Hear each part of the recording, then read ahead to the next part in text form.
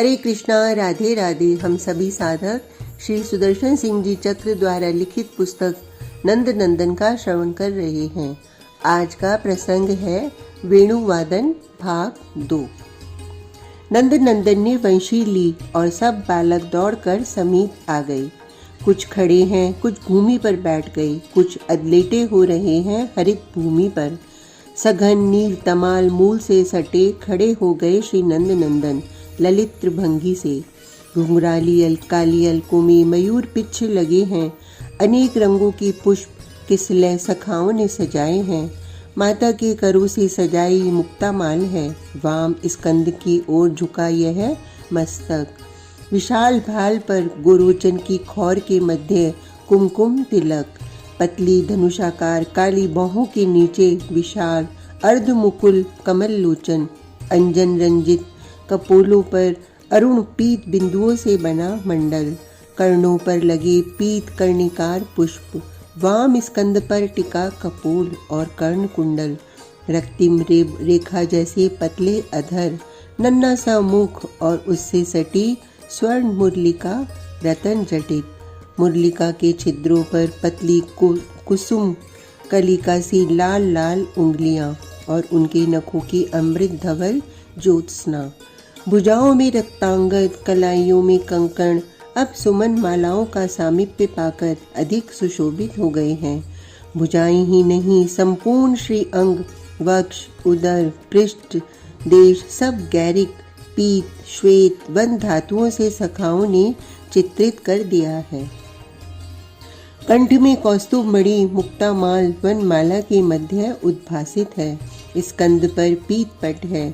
वक्ष पर लहराती जानू पर्यंत लटकती वनमाला में से झांकता स्वर्णिम श्री वत्स चिन्ह। उदर की रोमावली त्रिवली गंभीर नाभि, कटी की पीत कौशे कचनी पर रत्न मेखला से भूषित नितंब भाग। अंग कांति से पीत कचनी हरित वर्णाप्राय हो रही है।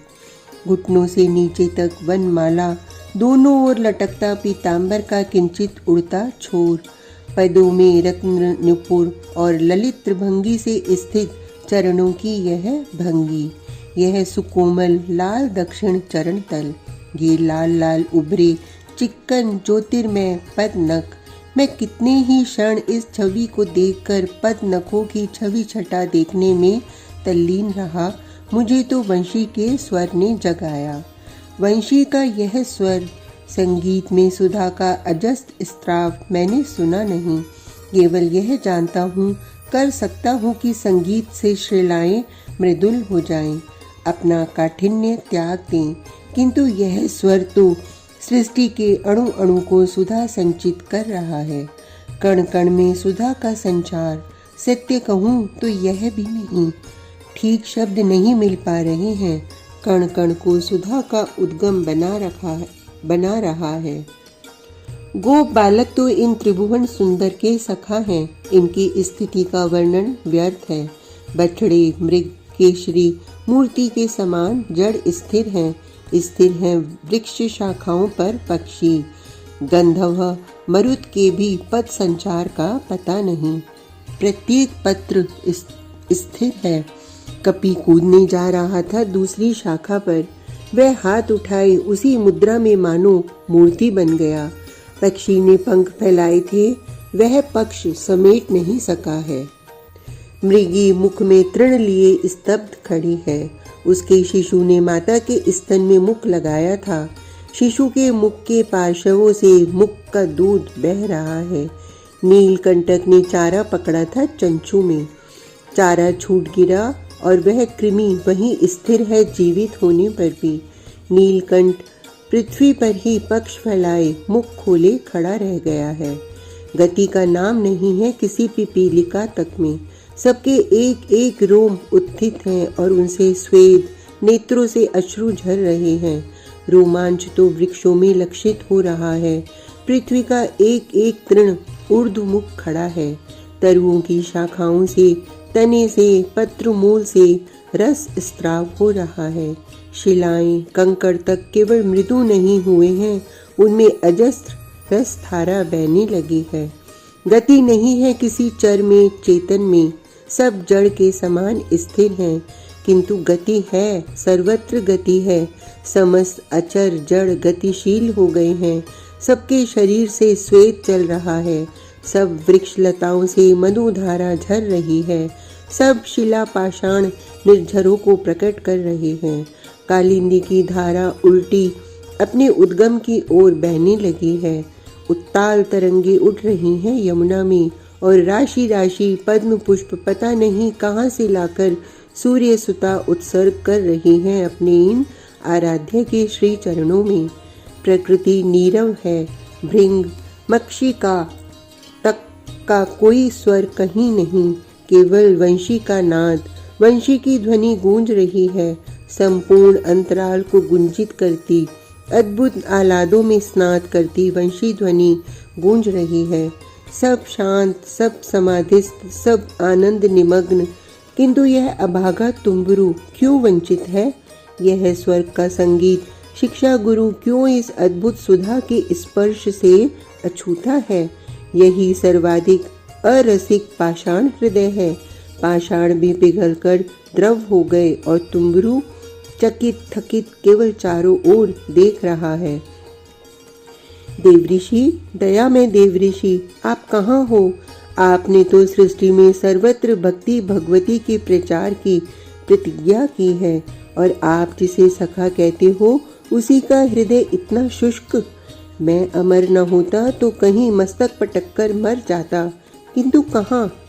कोई शिला तो इस समय ऐसी कठिन कहीं नहीं जिस पर सिर पटक सकूं। इस समय तो केवल मेरा सिर, मेरा हृदय वज्र बना है। मैं अधिक सहने में असमर्थ हो गया। देवऋषि अपने पिता के पास होंगे, इस आशा में ब्रह्मलोक की ओर दौड़ा। मैंने देख लिया कि स्वर्ग में किसी को शरीर की सुधि नहीं है। सुरों ने नंदन कानन के कल्पतरु सुमनों की अंजलि सजाई थी, संभवतः ब्रजराज कुमार के चरणों पर चढ़ाने के लिए, किंतु वे ज्यों के त्यों रह गए हैं। नृत्य करने वाली अप्सराएं, वाद्य उठाए किन्नर, गान को मुख खोले गंधर्व, सब मूर्ति के समान बन गए हैं। मुझे लगा देवऋषि कहीं कैलाश चले गए हों, तो मैं उधर मुड़ गया, किंतु वहां मेरे संगीत गुरु भगवान गंगाधर स्वयं भाव समाधि में निमग्न थे। मैं भगवती शैल सुता की चर्चा क्यों करूं? भूत, भैरव, विनायक, प्रेत, पिशाच, योगिनियां, भृंगी, नंदी, कोई तो मुझे सावधान मिलता, कोई तो ऐसा होता कि मैं उससे कुछ पूछता। सब स्थिर निस्पंद, सबके नेत्रों में अश्रुधारा, सबके शरीर पुलक पूरित। मैं ब्रह्मलोक गया, कितनी ग्लानि लिए गया, कैसे बतला दूं? मैं प्रेत पिशाचों की अपेक्षा भी अकरुण, अत्यंत नीरस सिद्ध हो चुका। अब तो केवल सृष्टिकर्ता ही शरण हैं। ये निर्माता क्या एक बार और किसी भी साधना से प्रसन्न होकर मेरे हृदय का पुनर्निर्माण स्वीकार करेंगे? सृष्टिकर्ता थे अपने सरोज आसन पर, देवऋषि भी थे और सब सिद्ध महर्षिगण भी थे।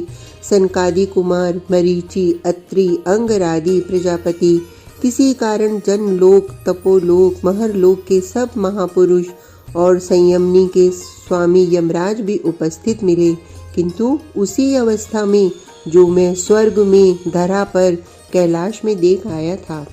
तुम्बरू, तुम अच्छे आए इस समय। ब्रह्मलोक में मैं आधे पल ही रुका कि सृष्टिकर्ता सावधान हुए। धरा पर तो यह समय बहुत होता। वंशी का स्वर विरमित हो चुका था।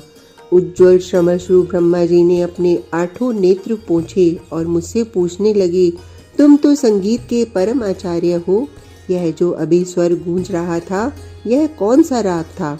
मेरी सृष्टि में इतना अधिक परिवर्तन पल भर में करने वाला यह कौन सा तत्व है? मैं अपनी बुद्धि से सोच नहीं पाता हूँ। वृद्ध हो गया लगता है, स्मृति साथ नहीं दे रही। मैं देव ऋषि के पदों पर गिर पड़ा। उन दया मैंने उठाकर हृदय से लगा लिया। उनके संकेत पर सनत कुमार जी ने समझाया, संगीताचार्य, आप ब्रिज में शिक्षक बनने का अभिमान लेकर गए थे। आप जानते ही हैं कि अहंकार की शिला से कठिन सृष्टि में कुछ नहीं। श्री कृष्ण की वंशी ध्वनि कर्ण कुहरों से अंतर में उतरे, इसके लिए अहंकार का कम से कम सुषुप्त हो जाना तो आवश्यक ही है। आज का प्रसंग इतना ही। कल तक के लिए हरे कृष्णा, राधे राधे।